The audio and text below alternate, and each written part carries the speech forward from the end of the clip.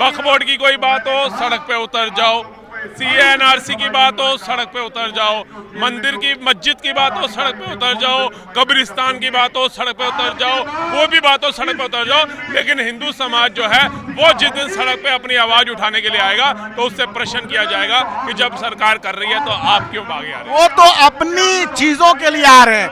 हम इसलिए आए हैं। एक चीज बताइए, वक्फ बोर्ड को खत्म क्यों करना जरूरी है? एक तरफ हमारे देश में कहा जाता है मुसलमान जो है वो प्रताड़ित है, मुसलमान जो है वो कमजोर है, मुसलमान जो है उसके पास शोषण उसका हो रहा है भारत के अंदर, उसके ऊपर अत्याचार हो रहा है, उसके राइट्स को छीना जा रहा है। दूसरी तरफ उसको सारी योजनाओं का लाभ देना चाहिए, आरक्षण में भी उसकी परसेंटेज बढ़ा देनी चाहिए। सारी चीजें होती हैं, सरकारें करती भी हैं, इसमें भी कोई दो राय नहीं है। लेकिन जो मुसलमान 9 लाख एकड़ जमीन दान करने का दावा करता है वो काहे का कमजोर है, वो काहे का गरीब है। जब सरकार कहती है कि अगर आपके पास डॉक्यूमेंट है तो आप दिखाइए ला करके। देखिए, अगर मंदिरों के आसपास, धार्मिक स्थलों के आसपास कोई भी ऐसी दुकान खोली जाती है तो उसका समर्थन हम सरकार का करेंगे। अगर बंद कराती है तो बहुत अच्छा निर्णय है। लेकिन अगर कोई दूर दराज खेतों में, कोई गाँव के अंदर जंगलों में खोल के बैठा, हमारी तरफ से 10 और खोल ले, लेकिन जहां पर इर्द गिर्द कोई श्रद्धालु जा रहा है। ईद में सवैयां खाने के लिए कहते हैं कि ईद में भी खाली सवैयां खाएं, मीट मटन ना खाएं,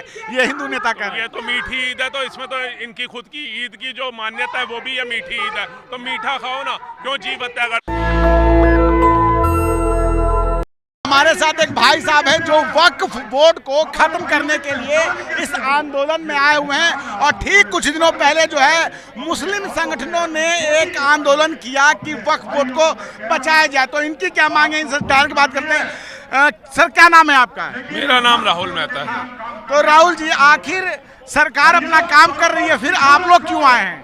हम लोग इसलिए आए हैं, एक बात बताइए, क्या इस देश के अंदर सिर्फ एक अलग समुदाय को राइट है क्या संविधान के तहत हो या संविधान के विरुद्ध हो कि अगर फिलिस्तीन पे कोई बात हो रही हो तो सड़क पे उतर जाओ, वक्फ बोर्ड की कोई बात हो सड़क पे उतर जाओ, CA/NRC की बात हो सड़क पे उतर जाओ, मंदिर की मस्जिद की बात हो सड़क पे उतर जाओ, कब्रिस्तान की बात हो सड़क पे उतर जाओ, कोई भी बात हो सड़क पे उतर जाओ। लेकिन हिंदू समाज जो है वो जिस दिन सड़क पे अपनी आवाज उठाने के लिए आएगा तो उससे प्रश्न किया जाएगा कि जब सरकार कर रही है तो आप क्यों भागे आ रहे हैं। वो तो अपनी चीजों के लिए आ रहे हैं। अगर हिंदू कुछ अपने संगठन के लिए, अपने धर्म के लिए आए तो उसमें किसी को भी कोई दिक्कत नहीं, हमें भी दिक्कत नहीं है, चाहे वो किसी भी धर्म का हो। लेकिन आप लोग आए हैं कि वक्फ बोर्ड को खत्म किया जाए। आप लोग किसी हिंदू बोर्ड के गठन के लिए या कुछ हिंदू मुद्दा के लिए नहीं आए हैं। हम इसलिए आए हैं। एक चीज बताइए, वक्फ बोर्ड को खत्म क्यों करना जरूरी है? एक तरफ हमारे देश में कहा जाता है मुसलमान जो है वो प्रताड़ित है, मुसलमान जो है वो कमजोर है, मुसलमान जो है उसके पास शोषण उसका हो रहा है भारत के अंदर, उसके ऊपर अत्याचार हो रहा है, उसके राइट्स को छीना जा रहा है। दूसरी तरफ उसको सारी योजनाओं का लाभ देना चाहिए, आरक्षण में भी उसकी परसेंटेज बढ़ा देनी चाहिए। सारी चीजें होती हैं, सरकारें करती भी हैं, इसमें भी कोई दो राय नहीं है। लेकिन जो मुसलमान 9 लाख एकड़ जमीन दान करने का दावा करता है वो काहे का कमजोर है, वो काहे का गरीब है, वो काहे का दबा कुचला? आप बताइए। समझदार बंदा हूँ, समझदारी वाली। बहुत सालों से जो है अलग अलग लोगों ने दान की हुई ना, जब से ये आज़ादी के पहले से ये बोर्ड है, ठीक है, बाद में भारत सरकार ने भी इसको जो है व्यवस्थित किया, तो ये तो बहुत दिनों से ऐसा हुआ, तब जाके ये सब कुछ हुआ। क्या जब मुसलमान 1947 को बंटवारा हुआ था, मुसलमानों ने कोई मोर्चा खोला था सड़क पे उतर के कि हमें वक्फ बोर्ड दो? क्या जरूरत थी नेहरू जी को 1954 में वक्फ बोर्ड का वो दोबारा से देने का? तो ब्रिटिश काल में ही वक्फ बोर्ड बना हुआ था, बंटवारा हुआ, खत्म हो गया, चेंजेस हुए थे हमारे संविधान के अंदर। बाबा भीमराव अंबेडकर जी के 1950 में बना, 1950 में बना। 47 में देश जब आजाद हुआ, हमारा आजाद क्या हुआ, बंटवारा हुआ तो बना ना। अब एक बात आइए, उसमें जब बाबा साहब भीमराव अंबेडकर जी ने जब संविधान 1950 में बना दिया, वो नहीं दे सकते थे क्या वक्फ बोर्ड? उन्होंने क्यों नहीं दिया? क्या नेहरू जी उनसे ज्यादा वेल एजुकेटेड थे क्या, जो उनके कानून मंत्री के बनने के पीछे पड़ गए थे, जो उनको चुनाव हरियाणा के लिए सड़कों पे उतर गए थे, जिन्होंने उनको संसद में नहीं घुसने दिया था? आज उन्हीं का दोता पोस्टर लेकर के चल रहा है हम संविधान बचाएंगे। आप बताइए, दोहरी मानसिकता आती कहां से है? आप दूसरी बात पे आइए, वक्फ बोर्ड बनाया, ठीक है जी, हम भी कहेंगे वक्फ बोर्ड बनाया, कोई अच्छा काम कर रहा होगा, कोई फेवर में होगा तो बताएगा। मुगल जमीनें दे गए, उसके पेपर दिखाने का दावा करते हैं ये लोग। जो मुसलमान भारत से पाकिस्तान चला गया उसके डॉक्यूमेंट दिखाने की बात करते हैं ये लोग। लेकिन जब CA/NRC आता है तब डॉक्यूमेंट क्यों नहीं दिखाए जाते? तब क्यों कहा जाता है कि हमारे दादा के दादा ने ये मकान खरीदा था? वो तो है ही नहीं दुनिया में, हम पेपर कहां से लाए? मतलब जो 20, 30, 35 साल 40 साल पुराने पेपर है वो मुसलमान नहीं दिखाता और शाहीन बाग बना देता है भारत को। लेकिन वही मुगल काल के पेपर दिखाने में उसको परहेज नहीं है, वही अंग्रेजों के काल के जो पाकिस्तान चले गए मुसलमान, वो पेपर दिखाने में कोई परहेज नहीं है। और जब सरकार कहती है कि अगर आपके पास डॉक्यूमेंट है तो आप दिखाइए ला करके, आप क्यों नहीं दिखाते? संभल का जैसे मैं मुद्दा देख रहा था, नेशनल मीडिया का मुद्दा था, मुझे लगता है फेक नहीं होगा, नेशनल मीडिया पे दिखाया जा रहा था 5 वर्ग किलोमीटर की जमीन है संभल की, 7 वर्ग किलोमीटर का दावा वक्फ बोर्ड कर चुका है। आप बताइए, जिसको खुद नहीं पता, और ओवीसी साहब का तो ऑन रिकॉर्ड बयान है, इसको कैसे झुटला सकते हैं कि भाई कितने लाख एकड़ जमीन के तो हमारे पास डॉक्यूमेंट ही नहीं है वक्त के बाद। ये मुसलमानों तुम्हारे कब्रिस्तान खा जाएंगे, ये तुम्हारी मस्जिदें खा जाएंगे, तुम्हारे मदरसे खा जाएंगे। ओवीसी साहब से ये पूछना चाहते हैं क्या खा गए अभी तक, बताइए। तो आप लोग यहाँ मंच से कह रहे हैं कि अपने अधिकारों की रक्षा के लिए अस्त्र शस्त्र उठाएंगे, जबकि मुसलमान कह रहे हैं कि सिर्फ वो कि हमारे आपको संशोधन करना है, संशोधन कीजिए, लेकिन उसमें कुछ हमारी भी बात मान लीजिए। जो अगर हमारे ऐतराज़ हैं तो उसको आप देखिए, 5 करोड़ मुसलमानों ने अपने ईमेल भेजे हैं, और क्या वो बोलते हैं क्या हम इस देश के नागरिक हैं कि नहीं है, संविधान हमसे हमारे साथ क्या समान नागरिकों जैसा व्यवहार करेगी कि नहीं करेगी। देखिए, किसी ने भी नहीं कहा मुसलमान इस देश के नागरिक नहीं है। आप कलाम बनिए ना, आप कसाब को क्यों अपना आइडल मानते हैं? कसाब तो पाकिस्तान से नहीं, तो कसाब जब यहीं पे मरा था हमारे महाराष्ट्र तो हमला करने आया था ना, वो उसका आदर्श नहीं है। नहीं, आदर्श नहीं है, फिर कसाब के बारे में क्यों बात होती है? क्यों जेएनयू से नारा लगता है कितना अफजल मारोगे हर घर से अफजल निकलेगा, ये नारे पाकिस्तान में लगे? आप बताइए भाई साहब, आप रिपोर्टर है ना, रिपोर्टिंग करते हैं, आप बताइए कितना अफजल मारोगे हर घर से अफजल निकलेगा, ये नारा कहाँ लगा? कितना हिजबुल्लाह मारोगे हर घर से हिजबुल्लाह निकलेगा, ये नारे कहाँ लगे? अफजल को जो आदर्श मानते हैं पीडीपी वाले कश्मीर में, उसी के साथ सरकार बना लेती है भाजपा। आप बताइए, अगर मुझे आपसे दोस्ती करनी है, आपने मेरा इंटरव्यू लेना तो मेरा नाम पूछा ना आपने। अगर मुझे आपसे दोस्ती करनी है, पीडीपी महबूबा मुफ्ती की आप बात कर रहे हैं, जब देश में सेना को पत्थर मारने वाले पत्थरबाज आ रहे थे, देश के अभिन्न राज्यों में जाकर के बम विस्फोट हो रहे थे, तब नहीं देखा? ये होती है जब दोस्ती करो, पहचान करो, ये भाई रहता कहाँ है, इसकी आमदनी का मतलब क्या है। और जब 6 महीने बाद उनका गठबंधन टूटा, पत्थरबाज गायब हो गए, ये तो किसी ने नहीं देखा। देश के अभिन्न राज्यों के अंदर बम फटते थे, ये तो किसी ने नहीं देखा, फटने बंद हो गए। तिरंगा कश्मीर में जलाया जाता था, जलना बंद हो गया, ये तो किसी ने नहीं देखा। कितना टूरिज्म वहां चला गया, ये किसी ने नहीं देखा। राहुल गांधी, प्रियंका गांधी बर्फ से खेल के आए, जब तक अपने पिताजी के कार्यकाल में बर्फ से खेलने नहीं गए थे। लेकिन अभी भी धारा 370 खत्म होने के बाद एक अच्छी खासी सेना जो है जम्मू में लगी हुई है, और अभी भी वहाँ आतंकवादी घटनाएं होती ही हैं। आप एक बात बताइए, आपको क्या लगता है कश्मीर पीसफुल राज्य था क्या? आप पत्रकार तो नहीं रहा, वहाँ लगातार जो अवस्था रही। लेकिन आप इसको तो एग्री करोगे कि कई हद तक वहाँ लगाम लगा दी गई। आज कर्फ्यू मुक्त हो गया ना कश्मीर। आप बताइए, मोदी जी के टाइम पे ही पुलवामा हुआ, जो सबसे बड़ी जो घटना हुई, और आज तक पता नहीं चल पाया कि आरडीएक्स कहाँ से आया। मेरा पहला क्वेश्चन आपसे ये था कि कश्मीर जो है वो पीसफुल राज्य था या नहीं था? आपने कहा नहीं था, है ना। भारत के अभिन्न राज्यों में क्यों नहीं बम फट रहे? आज 11-12 साल हो गए मोदी सरकार को। आज हमारे यहाँ भोपू क्यों नहीं सुनाई देते? चाहे दिवाली मेला आता है, चाहे दशहरा आता है, कि लावारिस वस्तु को ना छुओ बम हो सकती है। आप बताइए, आज रेल की पटरियां भी जो उखाड़ी जाती है, वो एक अलग समुदाय के ही बंदे छाने जाते हैं, आते हैं ना फोटो के अंदर। और ये नहीं है, ये पूरे भारत की मीडिया को अगर गोदी मीडिया बोल देंगे तो मुझे लगता है इसके अंदर फिर वीडियो बनाने वाले रिपोर्टर आएंगे कहाँ से? हर किसी को तो आप गोदी मीडिया नहीं कह सकते। आज आप यहाँ मोल देखिए, हजारों मीडिया आई होगी, 100-200 मीडिया आई है, किसी के साथ बदतमीजी हुई हो, एक का उदाहरण दे दीजिए। किसी ने बोला कोंगी मीडिया आ गई, अखिलेश की मीडिया आ गई, मायावती की मीडिया आ गई, इसकी मीडिया आ गई, उसकी मीडिया नहीं ना, किसी लेकिन जो 17 मार्च को यहाँ हुआ था तो हम देख रहे थे मीडिया के साथ कैसी बेबरता बरती जा रही थी। तो ये क्या इंसानियत है?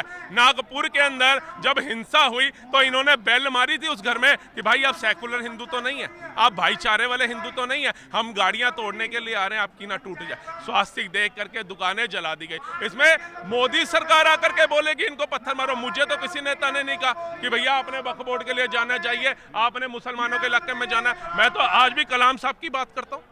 मैं तो क्योंकि हमारे ने जितना पढ़ा कलाम साहब के बारे में, हमारे को सारी उपलब्धियां अच्छी दिखी। बहुत सारे जो हिंदुओं में जो दलितों पे हमले होते हैं, उस समय ऐसा कोई हिंदू संगठन सामने नहीं आता है कि दलितों पे अत्याचार क्यों हो रहे हैं, दलितों को घोड़ी चढ़ने से क्यों रोका जा रहा है। आप एक बात आइए, होता क्या ना, हर चीज को टारगेट किया जाता है। कि दलितों पे अत्याचार हो रहे हैं। आप ये बताइए, अयोध्या के अंदर सांसद चुन करके आए थे ना अवधेश प्रसाद जी, उन्हीं के मंडल के कार्यकर्ता थे ना जिन्होंने 12 साल की दलित बच्ची से बलात्कार किया था। और राहुल गांधी अखिलेश यादव की जोड़ी थी ना जो दलितों को न्याय दिलाने की बात कर रही थी, जो दलितों के लिए संविधान की किताब उठा करके चल रही थी। जब 12 साल की सपा सांसद का कार्यकर्ता बलात्कार करता है तो अखिलेश यादव का बयान क्या आता है, डीएनए कराओ, डीएनए की रिपोर्ट आएगी तो मानूंगा बलात्कार हुआ। तो एक चुना हुआ सांसद अगर ऐसी विचारधारा प्रकट करेगा तो आप उन आतंकवादियों के तो मंसूबे वैसे ही पक्के कर रहे हैं। नहीं, हम ये कह रहे हैं कि ठीक है, आपने जो जवाब दिया कि जो हाथरस में होता है, जो मेरठ में होता है, लगातार ये घटनाएं आती है कि दलितों को घोड़ी चढ़ने से मना किया जाता है। उस समय कोई भी हिंदू संगठन जंतर मंतर पे आके इस बात के लिए जो है प्रचार नहीं करता कि दलितों के साथ इस देश में घोड़ी चढ़ने पे मारपीट जो करेगा हम उसके खिलाफ एक्शन लेंगे। भाई साहब, अब मैं आपको बताता हूँ, आप रिपोर्टिंग करते हैं, आप खुद करिए, गूगल पढ़े लिखे लोग हैं, कितना दलितों के साथ अब अन्याय हो रहा है। आज की डेट में आपको सबसे ज्यादा दलित यहाँ मंच पे खड़े मिलेंगे, या राजपूत भी आया होगा, या ब्राह्मण भी होगा, या क्षत्रिय भी होगा, वैश्य भी होगा, SC ST भी होगा, वो हम भी मान रहे हैं। हम सुनिए, हम वो बात मान रहे हैं, यहाँ सभी धर्म जो समुदाय के लोग आए हुए हिंदू धर्म में जितनी जातियां हैं, लेकिन फिर भी वो कहते हैं बहुत सारे लोग कि हमें अपना नहीं समझा जाता। मंदिरों में जब जाते हैं तो मारपीट की जाती है। वो बहुत सारे लोग अखिलेश यादव के कार्यकर्ता होंगे, वो बहुत सारे लोग लालू प्रसाद यादव के कार्यकर्ता होंगे, लालू प्रसाद यादव होंगे जो अपने आप को यदुवंशी कह करके सावन में मटन खा सकते हैं, जो अपने आप को यदुवंशी ब्राह्मण वो कह करके यादव कह करके हैं नवरात्रों में मच्छी भात खा सकते हैं। उनसे अपेक्षा क्या कर सकते हैं? जो दरोगा को भी कुछ बने नहीं है तब कह सकते हैं, ए दरोगा नाच के दिखाओ इस गाने में, नहीं तो सस्पेंड कर दूंगा। जब उनके हाथ सत्ता आ जाएगी तो आप उनको क्या कह सकते हैं? लेकिन आपने अभी तक जवाब नहीं दिया कि जो दलितों के साथ जो घोड़ी चढ़ने पे बार उनके साथ जो मारपीट की जाती है, कहाँ पे? मेरठ में, राजस्थान में, अजमेर में, राजस्थान में कहाँ पर? मेरठ में, राजस्थान में कहाँ पर? अगर एक केस में आप एक ही की बात कर रहे हैं अभी तक, आप मेरे को सैकड़ों, पहले तो सैकड़ों हम सुनते थे जो बचपन से बड़े हुए कि दलितों के साथ ये होता है, तभी बाबा साहब फिलहाल की जो घटना मैं उससे बात कर रहा हूँ। तो फिलहाल की तो बड़ी है, फिलहाल की तो बड़ी है। यूपी में अभी मुसलमानों के इलाके से दलितों को बारात नहीं निकालने दी, पुलिस फोर्स लगी तब निकालने दी। तो आपको मुसलमानों का एरिया याद नहीं आ रहा है, आपको हिंदू का एक एरिया याद आया जहां पर उसके साथ वो हुआ। आपको ये बताइए कि वहां पर वो जो राहुल गांधी तो नहीं हो आप? अरे भैया राहुल गांधी तो कैमरामैन इधर वीडियो। हाँ, आप अपनी बात। मैंने आपको यही बोला, अगर वो एक ऐसा हुआ वो तो निंदनीय है, हम उसका साथ तो नहीं दे रहे, विरोध ही कर रहे हैं ना। अगर एक कांड भी ऐसा होता है तो जब हिंदू आज के दिन यहाँ एकत्रित हो सकते हैं अगर इस चीज के लिए, तो अगर दलितों, SCO STO राजनेता अपनी राजनीति कर सकते हैं। लेकिन अगर हमारी जैसी सच्ची आत्मा है ना, जिसको कोई राजनीति से मतलब नहीं है, जिसको कोई फेम से मतलब नहीं है, हम जाकर के भी वहां दे सकते हैं। लेकिन हम जहां पर देखते हैं ज्यादातर केस जिस चीज के आते हैं, लोग उस पर फोकस क्यों नहीं करते? सरकारें उस पर फोकस क्यों नहीं करती? मीडिया उस पर फोकस क्यों नहीं करती? आप बताइए, कोई हिंदू संगठन पुलिस पे पत्थर मारता हुआ एक दिखाइए, सेना पे पत्थर मारता हुआ दिखाइए। हिंदू कांवड़ियों के कई वीडियो आए हैं, जब कांवड़ियां यात्रा करते हैं तो पुलिस के साथ उनकी मारपीट हुई है, कई वीडियो आप मुझे दिखाइए कोई कावड़ खंडित हुई होगी तो विरोध होगा, गारंटी दे सकता हूं। जब कावड़ खंडित होती है, मीडिया पे ये वीडियो चली हुई है सर, कावड़ खंडित होगी तो होगा, क्योंकि वो कावड़ नहीं होती। हम यहाँ से वहां तक पैदल चलते हैं तो हमें लगता है इतनी गर्मी में कहाँ चल रही है। वो दिल्ली से 220 किलोमीटर से पैदल चलते हुए आते हैं, तो थोड़ी उनकी आस्था की भी कदर करनी पड़ेगी। अगर हम आज इस देश के अंदर ये बात उठा सकते हैं ना कि मुसलमानों को सड़कों पे नमाज अदा नहीं करने दी जा रही, बहुत गलत हो रहा है, तो जो श्रद्धालु हमारा कावड़िया 220 किलोमीटर पैदल चल करके आ रहा है देश पे कंधों के ऊपर जल लेकर के, उसकी श्रद्धा कुछ नहीं होगी? आप बताइए। श्रद्धा तो श्रद्धा है, हर धर्म की आस्था है, और ये संविधान अधिकार भी देता है कि अपनी आस्था के अनुसार अपना व्यवहार करें, अपने धर्म को माने, इसमें कहीं किसी को कोई दिक्कत भी नहीं है।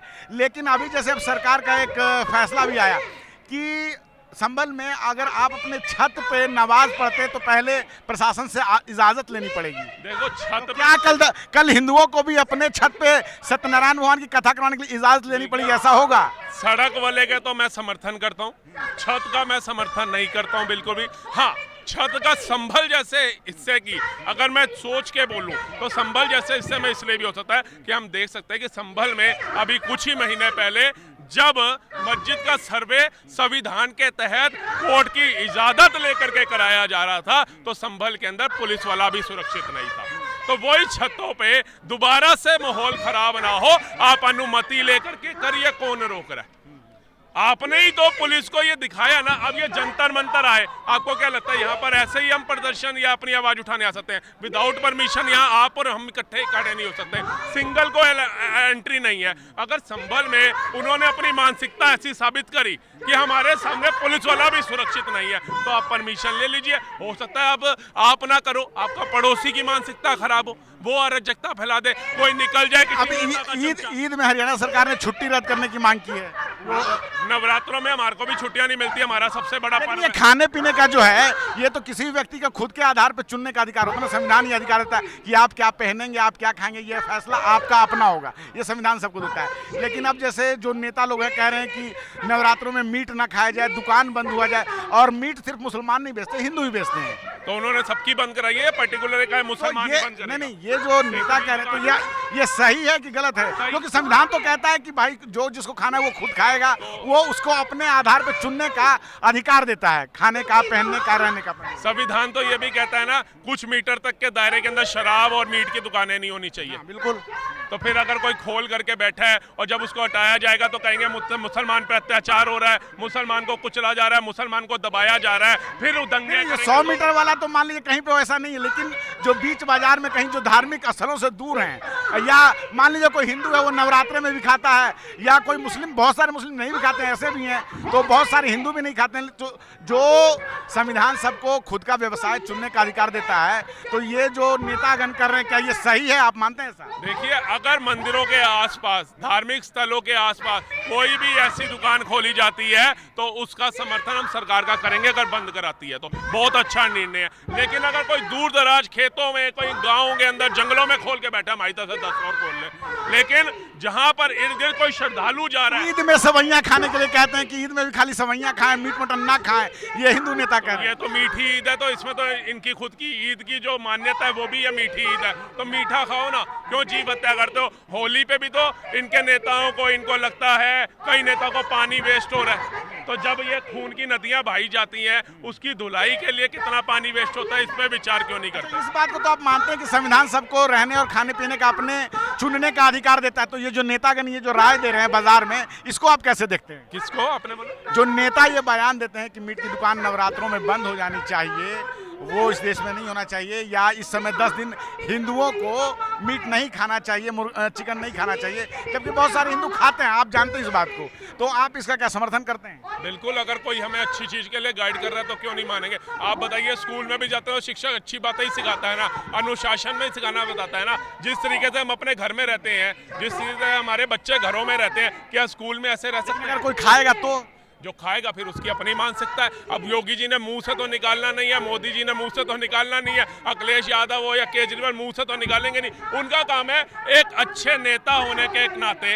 एक अच्छी विचारधारा प्रकट करना। अब ये जनता के ऊपर है, वो उसको अपनाती है या नहीं अपनाती। मोदी योगी हो या अखिलेश हो, केजरीवाल हो, ये कई चीजें कहते हैं, अब जनता उस पर कितना खरा उतरती है, फैसला तो जनता को लेना है ना। हाँ, क्या भाई साहब आप क्या बोल रहे हैं? नहीं, आप कहना चाह रहे थे कि ये जो नवरात्रों में मीट खाते हैं, अगर रास्ते में मीट की दुकान खुली है, कोई श्रद्धालु जा रहा है, बीच में नहीं आना चाहिए, कोई भी दिखना नहीं चाहिए। काफ़ी जगह ऐसी है मैंने देखी आज से पहले, अब तो कुछ हद तक बंद हो चुका है, पर आज से पहले खुले में कटती थी।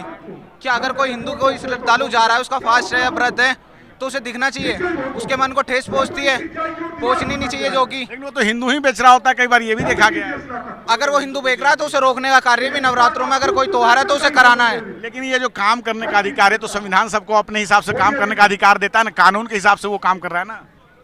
हर कौम में, हर धर्म में हर बंदा पाता है अच्छा भी और बुरा भी। अगर वो बुरा है तो उसे रोकने का कार्य सरकार करेगी, हम करेंगे।